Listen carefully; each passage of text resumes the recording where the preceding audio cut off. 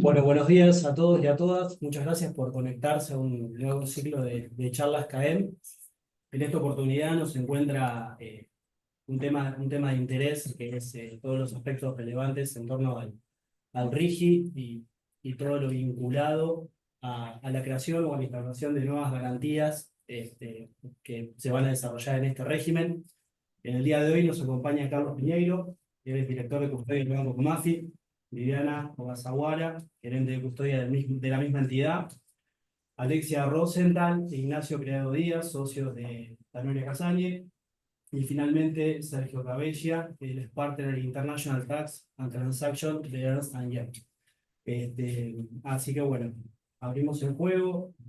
Carlos. Muchas gracias, muy buenos días, muchas gracias a la Cámara por la invitación y a los participantes por estar esta mañana por una fría en Buenos Aires, que calculo que en el resto del país también. Así que bueno, en esta ocasión me parece que lo que se viene y en la medida que se vaya desarrollando un buen paso inicial fue el RIGI, así que creo que el Project Finance que hubo en los 90, habrá habido algunos durante estos últimos 20 años, pero no fue desarrollado como creemos que puede desarrollarse en años que se vienen, en la medida que la libertad avance. Creemos que el Project Finance es una modalidad de financiamiento de proyectos que, como dice ahí, yo hice unas filminas para que después las puedan ver, solamente para refrescar, para los que no recuerdan o siempre viene bien los conceptos, y los que no, para que sepan qué es. Es un financiamiento de proyectos de infraestructura muy costoso y de largo plazo, y se caracteriza por su estructura de financiamiento basada en el flujo de caja generado por el proyecto. Esa es la definición que pude encontrar mejor, más sencilla. La diferencia de Project Finance a un Corporate Finance, que es lo que los bancos manejamos en un caso y otro, es que en el Corporate Finance se le da un préstamo, los prestamistas se basan en el balance de una empresa y muchas veces de un conglomerado de empresas que pueden tener sus pros y sus contras del lado de acreedor y deudor, por las contingencias, por pasivos, o en el caso de que vaya mal el proyecto, que se infecte las compañías o otras compañías por este proyecto mal proyectado o mal elaborado. En el caso de Project Finance, la idea es que es específicamente un proyecto y que en ese caso se base en ese proyecto el repago de la deuda y el equity en el caso de el aporte de los sponsors. Ahí vemos que esto significa, como dice ahí, que los ingresos futuros previos son la principal fuente de repago de la deuda contraída para su realización. La estructura típica de un Project Finance incluye a los sponsors, que son los inversores, los que desarrollan la inversión y aportan capital. Lo que ahora Special Purpose Vehicle es el SPV, o vehículo de propósito especial, que está mencionado en el RIC, que después Ernst Young va a desarrollar un poco más las ventajas. Es una sociedad constituida específicamente para el proyecto, que será la receptora de la financiación y se encargará de la devolución de la misma. Significa que el proyecto se encapsula en una sociedad, en este caso lo más común va a ser una sociedad anónima. Puede ser que en alguna provincia se pueda pedir algún tipo de UTE, además algunas características nuestras propias, pero en general en el exterior y demás es una LLC, es una limited company, más que solamente tiene riesgo y el propósito es el proyecto solamente encapsulado en ese vehículo. Y los prestamistas básicamente pueden ser entidades bancarias, inversores financieros, patrocinadores y demás. En general, muchas veces pueden ser organismos multilaterales en ciertos casos. Este tipo de financiamiento siempre se dice que es off balance sheet, significa que los sponsors aportan su equity, pero se desentienden en general, a veces se le ha pedido garantías, pero en general de esa limitante de responsabilidad que llegue hasta lo aportado en el SPV. Y para esto es importante entender eso porque en general estos, como dije, es muy costoso y de largo plazo, en general es 70-75% deuda, 25-30% de equity. Por lo tanto, hay un gran interés por el lado de los prestamistas de tener asegurado el proyecto y en caso que falle, de cuáles son sus alicientes y que el proyecto salga bien, ¿no? Y eso, bueno, lo vamos a ver más adelante con las garantías y después con los contratos y demás. Las ventajas del Project Finance incluyen la posibilidad de realizar grandes proyectos, como dije, con un alto grado de apalancamiento y de retorno potencialmente elevado. Acá le hice simplemente una estructura de más o menos de cómo puede entenderse esto. Los sponsors aportan, los prestamistas aportan a un SPV. El SPV es el que construye, en este caso minería, podría ser una planta también eléctrica, podría ser trenes, podría ser... En general está ligado con que el gobierno les dé una concesión, en el caso de minería más aún. Entonces, cuando se construye demás, terminan viendo un delivery del mineral a clientes, el pago del mineral al SPV y demás. Y después están los subcontratistas que operan, mantienen y diseñan.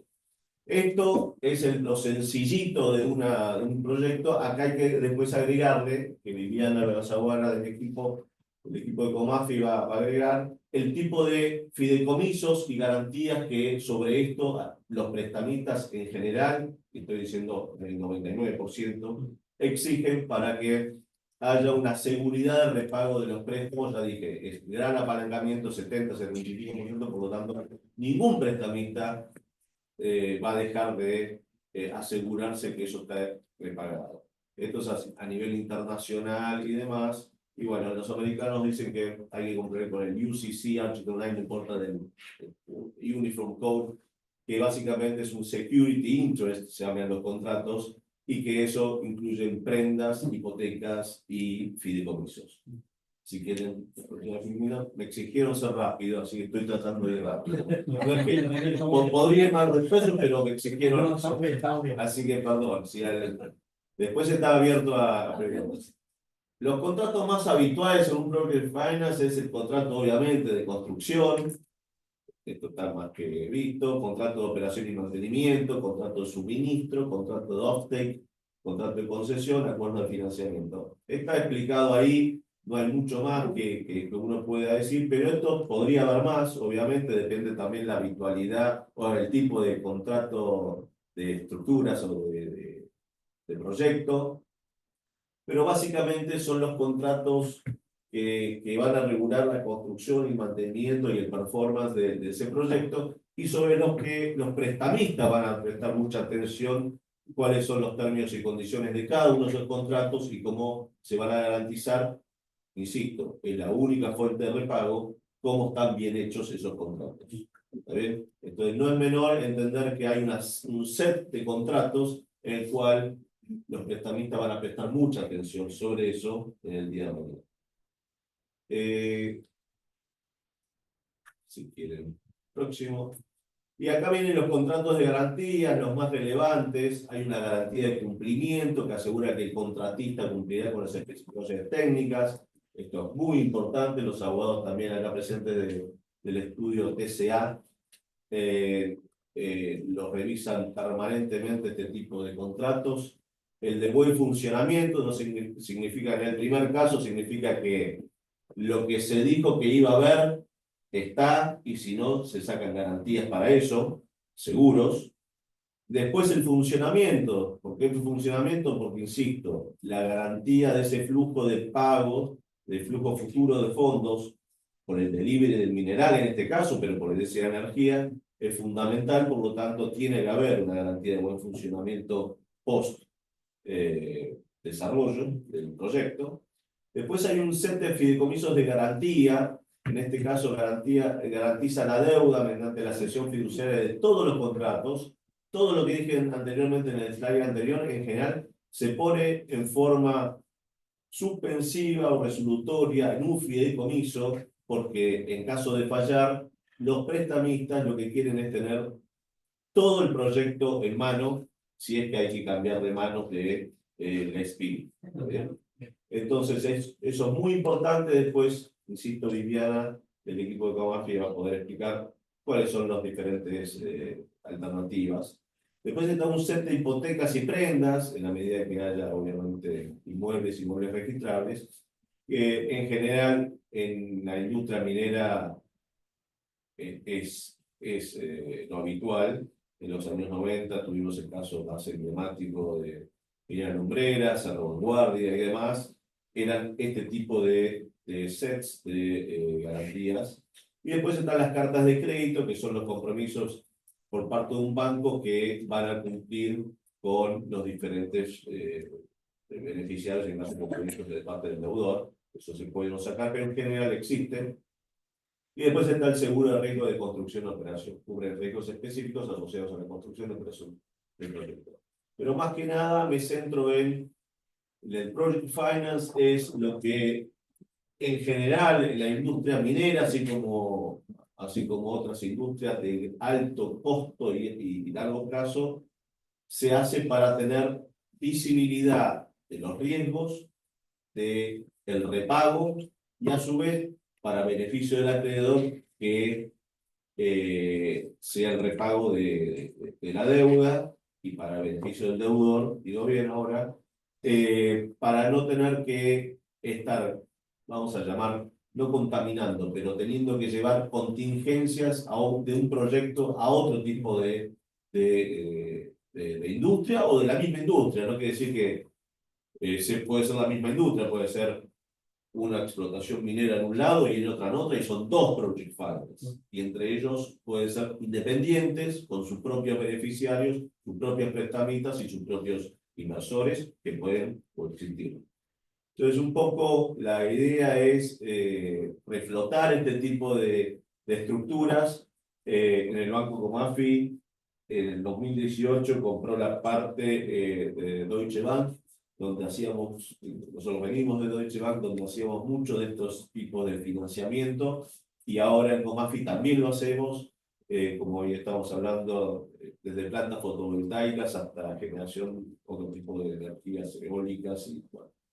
Esperemos que la industria minera, cuando arranque, yo creo que este tipo de slides puede servir para por lo menos tener una idea muy generalizada de qué es lo que se tiene que enfrentar un inversor a este tipo de cosas. Creo que cumplí con el tiempo. Porque me ha apurado de una manera. Pero estoy abierto a las preguntas que podemos hacer y a la discusión. Totalmente. Luego vamos a dejar un breve espacio para preguntas. Si no nos llega a alcanzar por alguna cuestión de tiempo, los pueden ir dejando en el chat o mandarlas a InfoCAEM para que las podamos retransmitir y las podamos contestar oportunamente. Bueno, Viviana. El anterior. Bueno, rápidamente, en la sesión anterior que tuvimos, que también estuvimos participando, comentamos el tipo de estructura que nosotros trabajamos desde Banco Comafi, complementando un poco con lo que Carlos decía. De todas estas, les diría que el fideicomiso financiero sería la que menos aplica o no aplica directamente para este tipo de proyectos en la etapa de construcción y sobre todo para lo que entendemos que las empresas buscan, que es cómo garantizar la financiación a la que pueden acceder, ¿no? Entonces, ahí nosotros tenemos la figura del escrow, del fideicomiso en garantía, ambas se complementan, funcionan en diferentes momentos del proyecto, y también tenemos el fideicomiso de administración. El fideicomiso de administración, nosotros tenemos actualmente estructuras que en general son público-privadas, o sea, hay una parte que es un estado, provincial, municipal, y hay una empresa privada donde, por ejemplo, se está haciendo una obra. Para garantizar la transparencia, el fideicomiso de administración lo que hace es justamente administrar todo el proyecto. Entonces, recibe los fondos de los aportantes y administra, hace los pagos de las obras. Lo que aporta básicamente es transparencia y, bueno, todas las tareas administrativas, contacto con los proveedores, la firma de contratos, etc. Y después tenemos la cuenta escrow, que es la estructura más simple, que es una cuenta a nombre de la compañía de uso restringido, o sea, está a nombre de la compañía, pero los fondos o los títulos que se depositen ahí no son de libre disponibilidad, sino que los manejamos nosotros en nuestro rol de agente escrow. sigue siendo una cuenta de esa compañía y no, por el caso del fideicomiso de garantía, donde se firma un contrato, se arma una estructura que tiene un quit, se escribe en IGJ, y se rige a través de ese contrato. Estas estructuras lo que hacen tanto el escrow como el fideicomiso de garantía es justamente garantizar el repago de la deuda que tengan estas compañías a los prestamistas. Entonces, todos los casos que nosotros hemos visto, la condición para el desembolso era todo lo que Carlos mencionó. Hay un montón de condiciones, una de ellas es el fideicomiso de garantía, que lo que hace es recibir un flujo, ese flujo lo utiliza para pagar las obligaciones y luego, si hay un remanente, se devuelve a la compañía, ¿sí?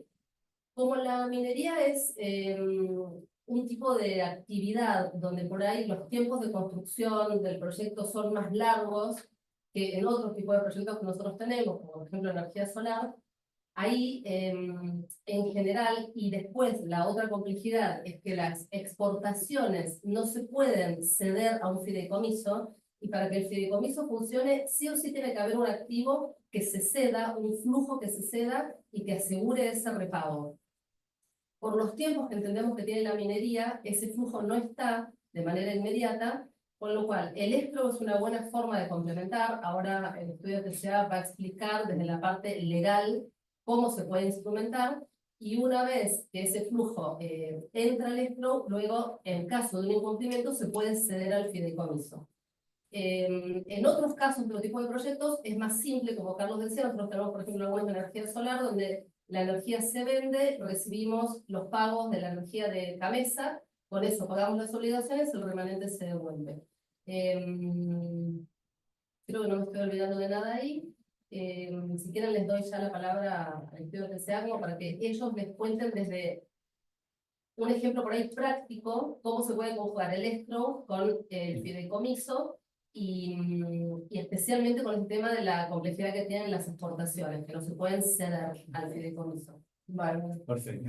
Sí, bueno. Por favor, adelante. Bueno, buenos días a todos. Muchísimas gracias. Gracias a la Cámara por la invitación. Gracias a Iguay y a Comafi por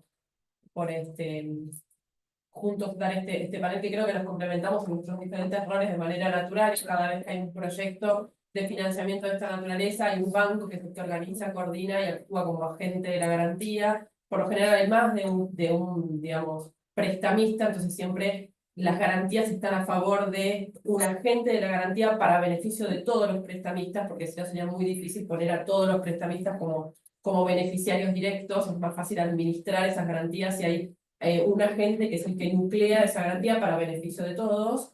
Y siempre hay un asesor financiero e impositivo que da su input para hacerlo de la manera más eficiente posible. Lo que quiero reafirmar de lo que dijeron hasta ahora es que naturalmente, como bien dijeron, el Project Finance la idea es que sea off balance. ¿Qué quiere decir? Que la propia compañía del grupo no sea la que ponga su propio patrimonio para el repago, sino que se haga un SPV, como dijo Carlos, que es una Special Purpose Vehicle, una compañía que es la que lleva a cabo el proyecto, y que esa compañía y ese proyecto, como principio general, sea el único responsable del repago del financiamiento. O sea, aquel prestamista que quiera financiar este proyecto es porque apuesta al proyecto mismo, y apuesta que los flujos de fondo que va a generar ese proyecto van a ser los que repaguen efectivamente. En un principio, como dijo Viviana, no hay ingresos en ese proyecto, con lo cual hay que ser los prestamistas tienen que tratar de agarrar todo lo que puedan de los activos de ese fondo desde el día 1, de ese proyecto desde el día 1, prendas, hipotecas, como bien dijeron. Si hay un flujo de fondo, como dijo Viviana, no siempre en estos proyectos mineros hay un flujo de fondo, hay que cederlos el día 1, pero por eso pasa que a veces al principio hay alguna garantía de algún sponsor, y esa garantía del sponsor se suelta, se va, se termina cuando el proyecto empieza a tener efectivamente ingresos, porque ahí ya es el proyecto el que naturalmente repaga. Hay como un hito, si se quiere, en estos proyectos, que es el COD, que es a partir del cual el proyecto tiene ingresos. Entonces, a veces no es lo mismo las garantías que hay desde el inicio hasta el COD que las garantías que hay post-COD, donde el proyecto ya vive autónomamente con ingresos y es lo que repaga efectivamente. Acá sí que te paso la palabra y bueno. Dale. Ahora, pero gracias. Gracias. Sí, como decía Alexa, el fideicomiso en garantía es, digamos, la garantía que más prefieren todos los acreedores, puntualmente porque es un patrimonio de afectación separado del deudor, cuando los acreedores, los prestamistas están viendo la forma de instrumentar las garantías en un project finance, tratan de tener, digamos, la mayor facilidad para poder ejecutar las garantías, y el fideicomiso en garantía tiene esta cuestión de que el deudor, la SPV, estaría cediendo un flujo de fondos futuros a un patrimonio de afectación que está separado del patrimonio del deudor y del patrimonio de los prestamistas y del patrimonio del fiduciario, y que es administrado por el fiduciario para beneficio de los acreedores. Con lo cual es la figura que más se le interesa a los acreedores, sobre todo a los internacionales, tener en un proyecto de project finance o incluso los corporativos. La gran diferencia que tiene con los derechos reales de garantía, como por ejemplo la prenda de créditos, que también se instauró también con la sanción del Código Civil y Comercial, es que esto es una garantía personal y los fondos salen, digamos, del patrimonio del deudor, con lo cual, digamos, no tenés la complicación, por así decirlo, de tener que después ir a verificar un privilegio en el marco del concurso de quiebra de la SPV. Entonces ese es uno de los puntos a favor que siempre buscan los acreedores. Acá, como decía Vivi, tenemos la complicación de que en la industria minera tenemos, si querés, tres cuestiones que son importantes. Una es que no tenés bien definido cuáles son los bienes fideicomisados desde el día 1, porque probablemente en la etapa de exploración, como decía Alexia, vos vas a tener, no vas a tener firmados los contratos de venta con los compradores de esos minerales en el exterior, con lo cual hay un compromiso a futuro de ceder esos derechos a ese fideicomiso, pero podemos suplementarlo, digamos, en la etapa inicial con el escrow, con las hipotecas, como decía Carlos, con las prendas sobre las maquinarias, etcétera. Pero digamos, el fideicomiso se crea, y típicamente, y lo hemos hecho en uno de los proyectos mineros el año pasado, se crea el fideicomiso desde el día 1, se cede todo lo que se puede ceder a ese fideicomiso, y una vez que empieza, como decía Alexia, a recibir, digamos, un flujo de fondos el proyecto, ya sea por la exportación de los minerales o demás, ese flujo de fondos podría entrar dentro del fideicomiso para ser administrado por el fiduciario. El otro punto complicado también dentro de la estructura de la industria minera es el tema cambiario. O sea, si se exportan los minerales al exterior, hoy por hoy, con las normas que hay, que no sabemos cuánto van a durar las normas cambiarias, así como están, las exportaciones de los minerales tienen que ser el flujo de fondos de la exportación de los minerales tiene que ser acreditado en una cuenta a nombre de la SPV, digamos, de la persona que está exportando, del exportador mismo. Con lo cual el fideicomiso en garantía, al ser un patrimonio de afectación separado, no podría liquidar el flujo de fondos de las exportaciones. Ahí nace la idea de la cuenta escrow como una cuenta que es de titularidad del proyecto, que puede recibir el flujo de fondos de las exportaciones y que tiene una cascada de fondos, una cascada de un waterfall que es administrado por el agente de la garantía, como explicaban bien los gente de Banco Comafi, que tiene la expertise de eso. Y la siguiente, perdón, me pasé de slide.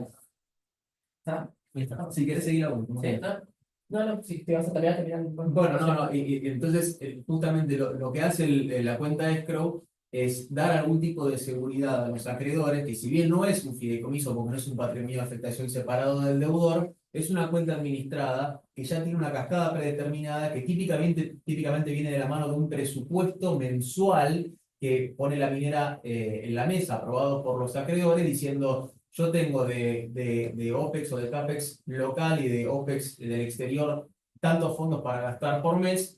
De lo que venga de la exportación de los minerales, voy a usar eso el día 1 para pagar todas esas facturas, y el remanente lo voy a o mandar al fideicomiso, hay un tema impositivo ahí importante a ver, o lo voy a invertir en, sea plazo fijo, cuotapartes. Lo mejor, digamos, desde nuestro punto de vista, es el tema de las cuotapartes, por la flexibilidad que tenés y la disponibilidad de los fondos, para prendar esas cuotapartes a favor de los acreedores. Perdón, no, un poco, no, está perfecto.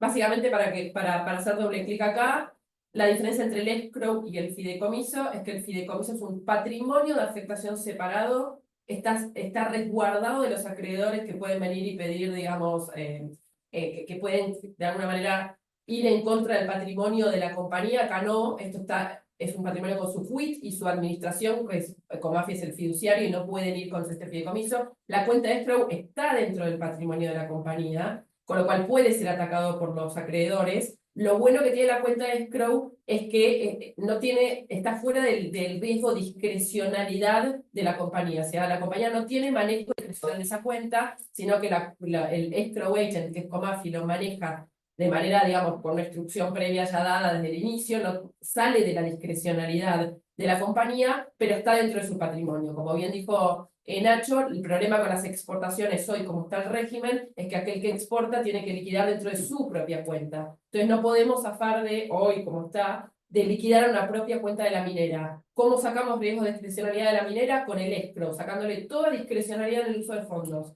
Es decir, el que administra esa cuenta es el escrow agent. Y después de ahí, eventualmente salta una cuenta de fideicomiso, que es un patrimonio de afectación. Y ya rápido para terminar, la prenda de cuota parte, que lo hemos utilizado en proyectos de esta naturaleza, los activos pueden, digamos, el flujo de fondos de la compañía pueden ir a suscribir cuota partes de fondos comunes de inversión, los que ustedes conocen, los fondos de Comafi, los fondos, digamos, Comafi en realidad es la sociedad depositaria.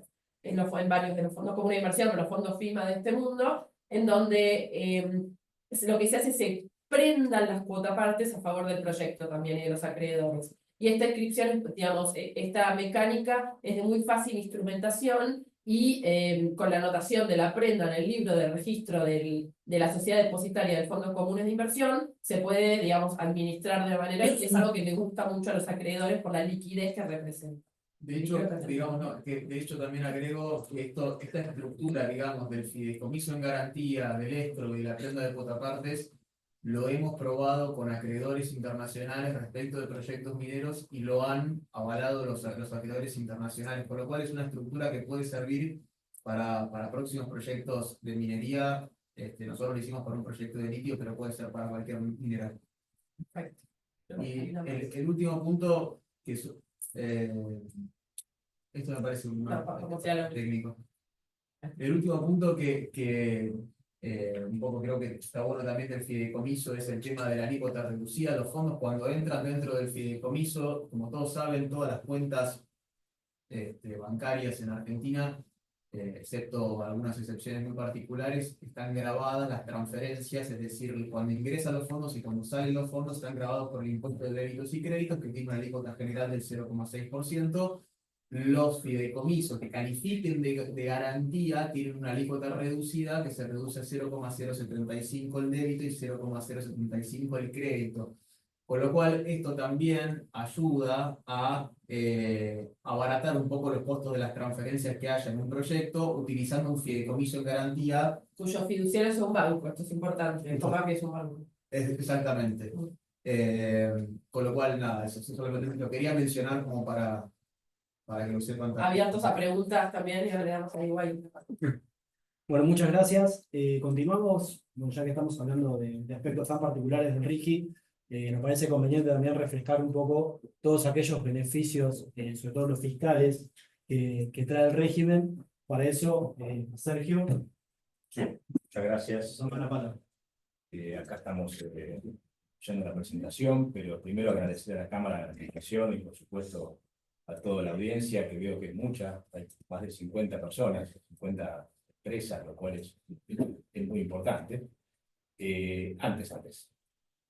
El RIGI, simplemente vamos a intentar en 15 minutos dar un panorama de lo que es este régimen.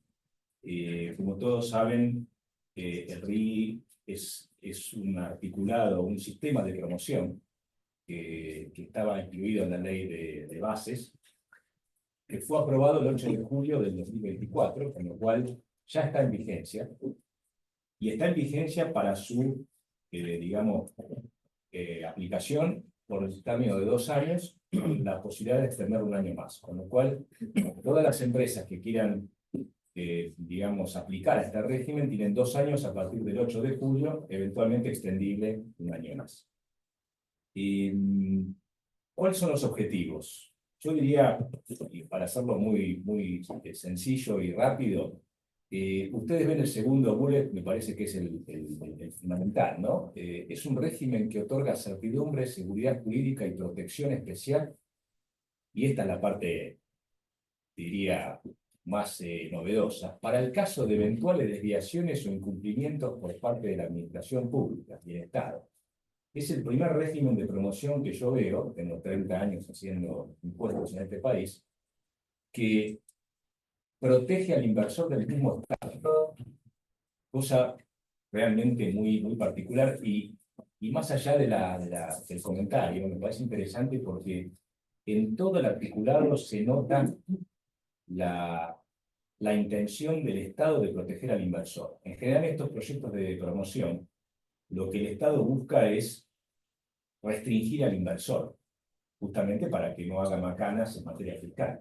Bueno, aquí eso se deja un poco de lado, por supuesto no hay que hacer macanas, ya lo anticipo y lo adelanto, pero se le da mucha preeminencia a que el Estado no pueda hacer lo que quiera en futuras administraciones de gobierno. Es todo lo que seguramente la audiencia estará pensando, ¿qué pasa si cambia la administración de gobierno y a alguien se le ocurre derogar el régimen o modificarlo de alguna manera? Que las empresas mineras lo han vivido en el pasado. Y ahora vamos a ver un poco cuáles son las diferencias entre la estabilidad fiscal minera que todos conocemos y este régimen. Pero eso lo dejo para lo último. Si querés, vamos hacia adelante. Aquí simplemente, ¿quiénes pueden adherir al régimen? Aquí hay mucha amplitud de parte de la norma. Pueden ser cualquier tipo de sociedad tipificada, por supuesto, por la ley de sociedades comerciales. Hasta las últimas pueden ser, digamos, sujetos que apliquen al régimen. Y se crea un nuevo sujeto, que es la famosa sucursal dedicada, que no es ni más ni menos que una sucursal de la misma empresa legal, de la misma entidad legal, que para el caso de la industria minera me parece fundamental porque seguramente vamos a ver muchos casos de sucursales dedicadas. Ya me adelanto alguna pregunta de parte de la audiencia. Muchos clientes nuestros nos han preguntado si una sociedad que tiene un proyecto minero puede ser una entidad que aplica el régimen o debe simplemente aislar activos en una sucursal dedicada. Mi sensación es que debe aislarlos, y ahora vamos a explicar por qué. Pero digamos, tengamos en cuenta que esta sucursal, en definitiva, desde el punto de vista jurídico, la propiedad de los bienes siguen siendo de la entidad legal, simplemente se aíslan en una sucursal el proyecto y los activos computables al solo efecto de aplicar la ley. Es una ficción, si se quiere, que crea el régimen para aislar activos dentro de esta entidad legal. Y esto ayudará también al Project Finance que comentaba Carlos y Viviana y a las garantías también. Seguimos. Ahí es. El BPU está muy bien definido.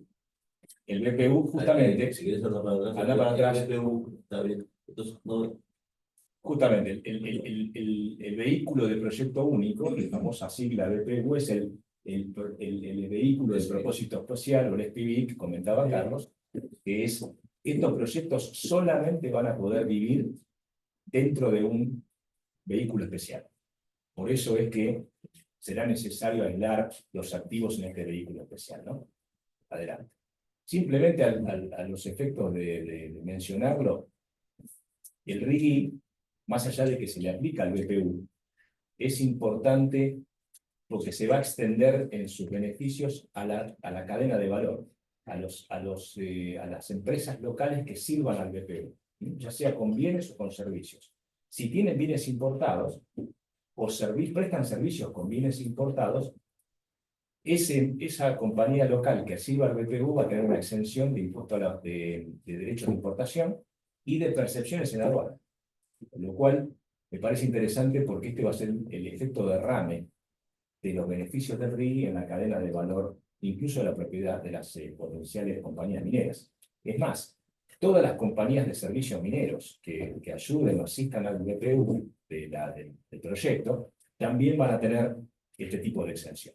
Adelante. Pasemos a la sucursal dedicada, ya le dimos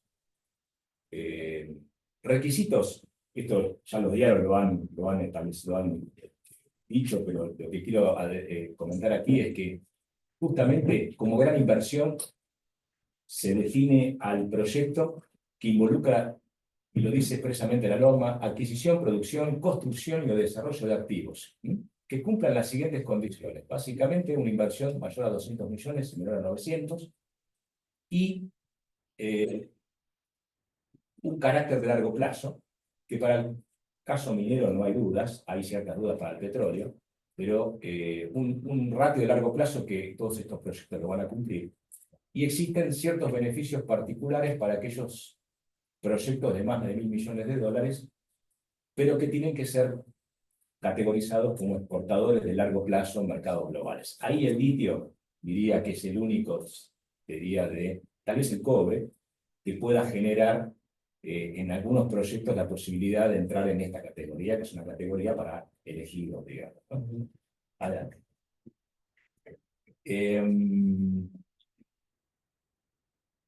Simplemente para agregar, se considera también como gran inversión a la adquisición de activos o de empresas que este BPU necesite para poder operar el proyecto, ¿no? Con lo cual, si se compra una empresa que tenga una concesión minera, por ejemplo, que luego deba fusionar al BPU, bueno, si yo pago un precio por esa compañía minera, hasta el 15% de la inversión mínima lo puedo computar como parte de la inversión mínima, con lo cual esto ayuda a llenar la canasta de inversión, que no es menor. De todas maneras, en este tipo de proyectos ya he escuchado que es más probable que el RIGI quede corto que quede largo. Con lo cual, 200 millones parece que llegan todos, pero algunos se pasan de 900, que es el gran punto, ¿no? Adelante. Hay que presentar un plan de inversión, no nos vamos a detener en esto, adelante. Simplemente para la audiencia, el plan de inversión debe ser aceptado por la autoridad de aplicación, que aparentemente va a ser el Ministerio de Economía, y la autoridad de aplicación tiene hasta 45 días para aceptar. Cuestión que de por sí ya le mete mucha presión a la aprobación. Imaginen aprobar proyectos de esta magnitud, ni hablar de una planta de liquefacción de 30.000 millones de dólares, aprobarlo en 45 días. Pero bueno, es parte del procedimiento necesario como para adherir al REFI. Adelante. Pasamos. Esto no es necesario. Quiero ir un minuto a los incentivos. Como verán, también se ha esto expuesto mucho en los diarios y demás, pero hay grandes beneficios fiscales. Yo diría que el proyecto tiene dos grandes pilares. Por un lado, los beneficios tributarios, aduaneros y cambiarios, y por el otro lado, las garantías de estabilidad. ¿Sí? Y dentro de los beneficios tributarios tenemos una importante reducción de la alícuota del impuesto al 25%, siempre al BPU, ¿no? al vehículo del proyecto único. Permite, por supuesto, el cómputo de quebrantos sin límite de tiempo. Todos los demás mortales pueden computar los quebrantos hasta 5 años. Ahora la vida es ilimitada. Se pueden ajustar por inflación, se pueden transferir a terceros. Con lo cual, realmente hay una intención manifiesta de parte del Estado, del Gobierno y del Congreso, de hecho, en proteger con muchos beneficios a estos proyectos, ¿no? Adelante. También tenemos un novedoso sistema en el IVA que permite que, y esto las compañías mineras lo han sufrido y lo sufren en forma muy importante, y es que los saldos a favor de IVA son moneda corriente. Yo tengo que hacer inversión en los primeros años, con lo cual genera una acumulación de saldos a favor que eventualmente podré compensar y monetizar contra futuros débitos fiscales o contra exportaciones. Aquí lo que se produce es un nuevo régimen por el cual el BPU no va a pagar el IVA con caja, lo va a pagar con un certificado de crédito fiscal que es emitido y transferido a los proveedores, a esos proveedores locales, y esos proveedores locales los van a poder computar contra otros impuestos nacionales. Con lo cual, incluso esos proveedores locales los pueden transferir a terceros luego de 3 meses. Y algo novedoso, me parece importante, y es que si hay un problema con el certificado de crédito fiscal, la AFIP no puede ir contra el proveedor, va a ir contra el BPU. Esto es algo que la AFIP lo hizo en muchas ocasiones, ahora lo tiene vedado por ley, con lo cual, como el BPU sabe los certificados que emite, la cadena de valor se va a tranquilizar y va a querer aceptar esos certificados porque están blindados también. Entonces, es muy importante. Y por supuesto, para el BPU le permite que su capital de trabajo no sufra, ¿no? Imaginen una inversión de 30.000 millones de dólares en una planta de licuefacción de gas, 10.000 millones de dólares solo son IVA. Tener 5 o 10 años parados, 10.000 millones de dólares en pesitos, es un tema. Con lo cual, esto permite claramente que no tengamos que sufrir la devaluación ni la inflación en nuestros saldos a favor. Después hay, yendo a las garantías que comentaba la gente de TCA, el BPU va a estar exento de débitos y créditos. No exento, sino que todo el débito y crédito que el banco le perciba va a ser computable contra ganancias en un 100%, con lo cual deja de ser cobro. Con lo cual esto también ayuda al régimen de garantías y a la estructura de garantía que se estaba mencionando, ¿no? Adelante, sí.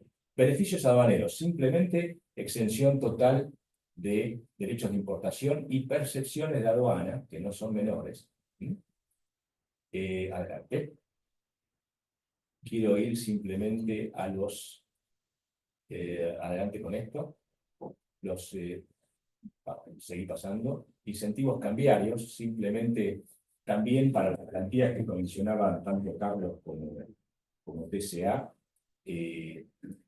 Decíamos que hoy en día con las normas locales las exportaciones las tiene que liquidar la compañía. Bueno, a partir de este régimen que está estableciendo el RIGI, se van a poder liberar en un cronograma de 4 años la liquidación obligatoria de exportación. Primero en un 20%, un 40% y un 100% en el 4.º año. Quiere decir que a partir del 4.º año las exportaciones no es obligatorio liquidarlas, ¿no?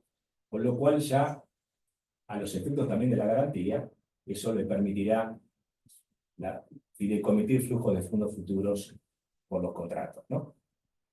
Y por supuesto hay un régimen cambiario, y justamente agrandamos la letra en la medida que, porque ahí está el gran secreto, es una cuenta corriente. Para yo poder tener acceso a dólares para pagar dividendos, intereses y capital e inversiones, tengo que haber ingresado por el mercado único y libre de cambios los aportes y el endeudamiento, en primera instancia. Es como una suerte de cuenta corriente que me da el derecho adquirido de poder acceder a dólares en el futuro en la medida en que yo haya ingresado a través del mercado único. Por eso es fundamental la convergencia del tipo de cambio. El RIGI va a tener el auge en la medida en que se salga del cero actual, porque eso va a permitir que las inversiones lleguen a través del mercado único y ya después tenés 30 años para, sin inconvenientes. Todos sabemos que 30 años sin inconvenientes en este país no es algo fácil de decir, sin ponerse colorado, pero la ley así lo permite.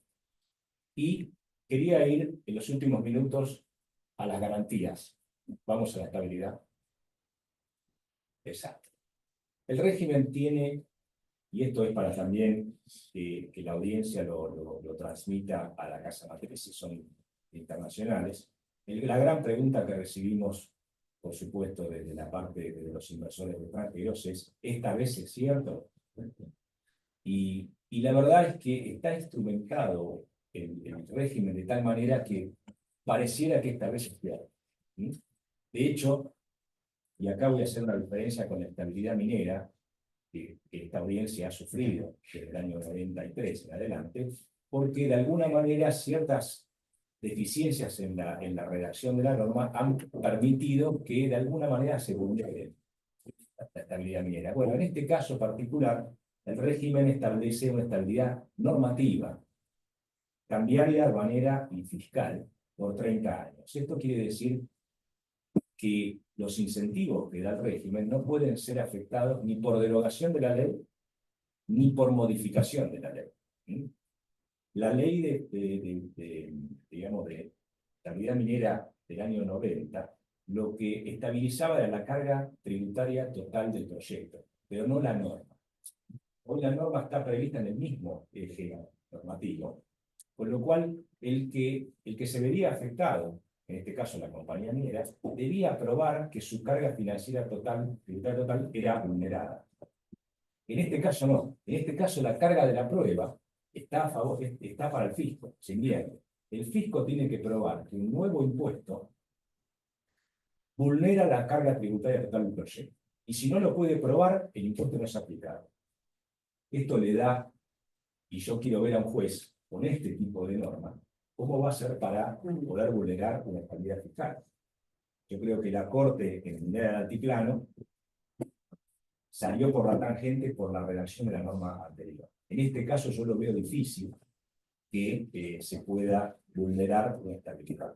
Y por el otro lado tenemos el cuarto bullet, que me parece muy importante.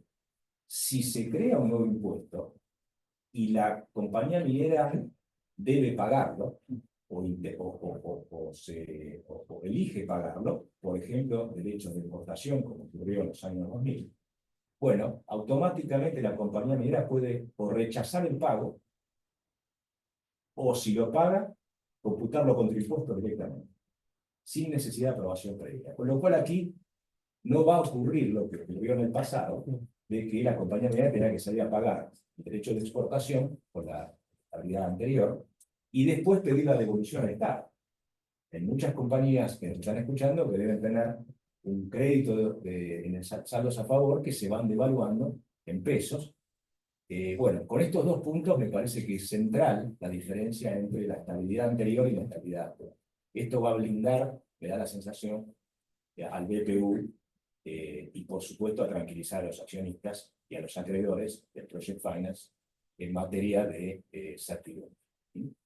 Con lo cual, me parece que esto es el mensaje que quería pasar. Estamos ante una oportunidad, una más, de este país, y me parece que el sector energético y el sector minero pueden desplegar definitivamente si esto finalmente se cristaliza. Bueno, muchísimas gracias por la exposición, por el tiempo, sobre todo gracias a todos los expositores. No sé si tenemos preguntas de parte de la audiencia.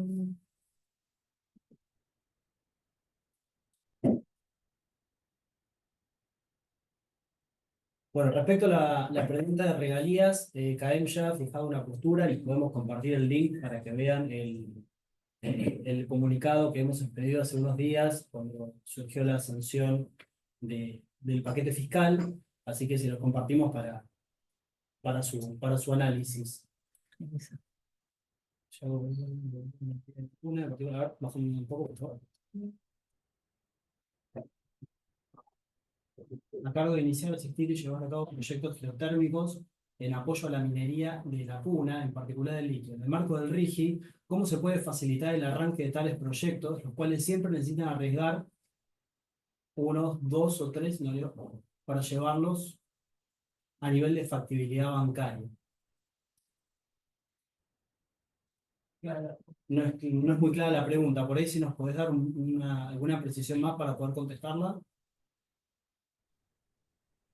Bueno, Creo que se debe referir a que deben necesitar financiarlo. Del Que financiamiento, los ¿no? bancos le otorguen esa financiación contra alguna garantía de que nosotros nombramos. De lo que mencionaban recién, claro. Claro, lo que por ahí nos faltó ahí aclarar es que el fideicomiso, como todos dijimos un poco al principio, al no tener flujo, lo que puede hacer es constituirse con activos fideicomisados que sean maquinaria, paneles solares en el caso de energía eléctrica.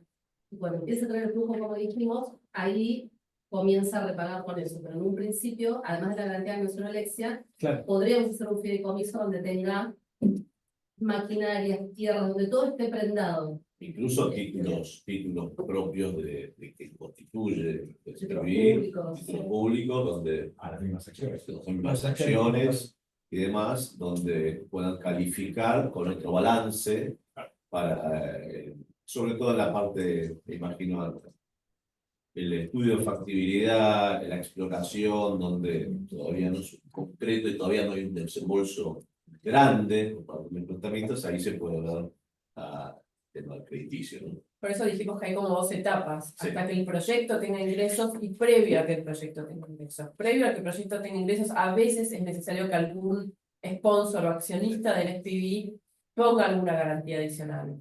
Porque no tienen, digamos, los acreedores que van a desembolsar la plata cuando no hay en vistas en el corto plazo que el proyecto tenga ingresos, necesitan alguna sobrecolateralización más que los activos del proyecto en sí en el momento uno. Pero esas garantías luego se pactan contractualmente que se liberen una vez que el proyecto empieza a tener garantías. Entonces, se hace una primera radiografía y se fija qué maquinarias hay, si hay un usufructo sobre la tierra, si hay una tierra propia para hipotecar, si se pueden prender maquinarias, todo lo que se pueda digamos, garantizar, se garantiza el día uno. A veces no es suficiente y se necesita garantías adicionales de los sponsors o accionistas. En mi slide pasó rápido, pero decía cartas de crédito.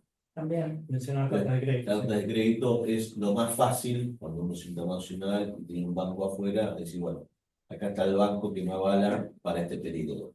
Correcto. Esa carta de crédito nos han otorgado en muchos casos muy sencillo de implementar, en caso que así lo pueda hacer. Y es muy digerible por los prestamistas por Sí. el nivel de liquidez que tiene inmediata la ejecución. Igual ahí podemos ver casos específicos, podemos armar una propuesta y el que tiene que ver lo que es el prestamista siempre. El Claro. prestamista es el que dice esto alcanza o no alcanza. Si no alcanza, hay que seguir pensando opciones. Ah, mira, Tomás Balsano, qué gusto. ¿Sí? Lo conozco, sí, sí. Escucho la pregunta. Sí, que muy bueno, muchas gracias. En un borrador inicial del decreto, el Poder Ejecutivo utilizó la potestad de aumentar los montos mínimos de inversión por rubro, etapa y o tipo de producto, en este caso mineral, porque es un potasio líquido. Habrá que esperar para ver cómo quedó el decreto reglamentario. Perfecto, perfecto. Bueno, buena noticia entonces. Gracias, Tomás. No sé si tenemos más preguntas. No. Yo que ya tengo una pregunta, pero me imagino que alguno lo va a hacer. Por hacer este paquete de garantías, ¿se cae algo del régimen? No, Por eso No. es Complemento. no, por eso el régimen esfuerzo un poco la respuesta. Sí, sí, Porque sí. seguramente puede hacer una pregunta. está perfecto. Está Por bueno. hacer un paquete de garantías donde se cede fiduciariamente dentro de toda la estructura y tener un quit diferente porque es el quit del fideicomiso. ¿Se cae algún beneficio o hay que hacer un trámite especial? Mirá, yo creo que no, y es bueno, ahora entiendo por dónde vas. Si yo transfiero los ingresos del DPU a un vehículo, un fideicomiso en garantía, por ejemplo, los futuros ingresos, en general, el BPU va a seguir ejerciendo la actividad, simplemente transfirió el flujo futuro. Yo entiendo que eso no hace decaer el beneficio, es más, es al solo efecto de una garantía. Fiscalmente el fideicomiso en garantía no es sujeto de impuesto, con lo cual es transparente. Así que yo no le veo ningún problema. Eso es un esfuerzo de la actividad. Angélica García nos pregunta cómo funciona el RIGI con los beneficios de la Ley de Inversiones Mineras. Bueno, justamente lo que allí es, en materia de estabilidad, ya digamos, lo conversamos. Lo que establece el régimen es una coexistencia de los dos regímenes en la medida en que no se solapen o no se dupliquen, ¿no?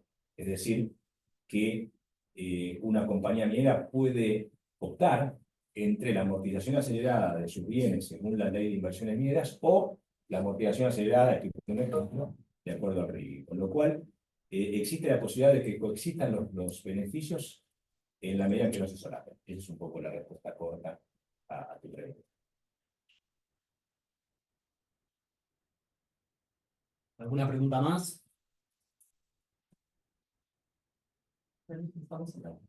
Bueno, de todas maneras nos pueden hacer llegar sus comentarios si por ahí surgen dudas en el futuro a info@km.com.ar. Les estamos dejando el correo en el chat para que nos transmitan estas dudas y las podamos compartir con los disertantes del día de hoy. Así que bueno, muchas gracias a todos, los asistentes, los disertantes, los asistentes tanto presenciales como virtuales, y los esperamos pronto para otra charla dentro del ciclo de charlas KM. Muchas gracias y que tengan buenos días. Gracias a todos. Muchas gracias. Bueno, muchas gracias. Chao, hasta luego.